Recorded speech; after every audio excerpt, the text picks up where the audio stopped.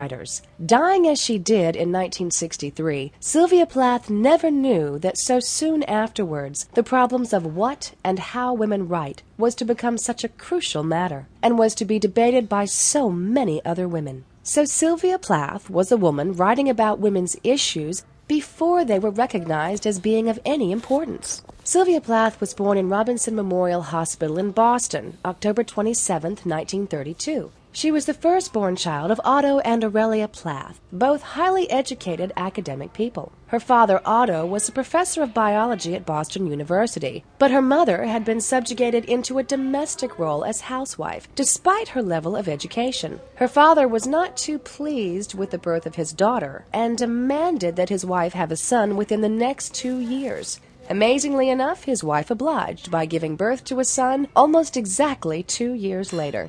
This domineering father figure became a common theme that recurred throughout Plath's writing.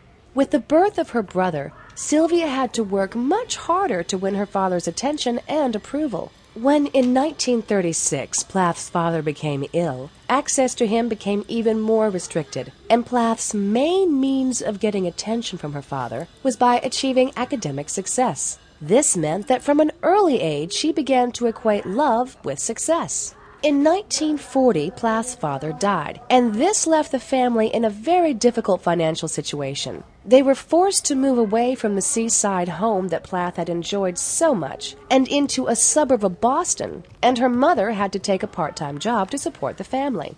In 1950, Plath graduated from Bradford High School and won a scholarship to Smith College. In the same year, she published a short story entitled "And Summer Will Not Come Again," and a poem called "Bitter Strawberries." Plath's time at Smith was difficult as she had very high expectations of herself. She wanted to achieve immaculate grades, but she also wanted to be accepted by her peers, and an important part of being accepted was being popular and dating lots of boys. This was difficult because as a scholarship girl, she only had a very small allowance to spend on clothes and going out, and each year's continued scholarship was dependent on the level of her grades.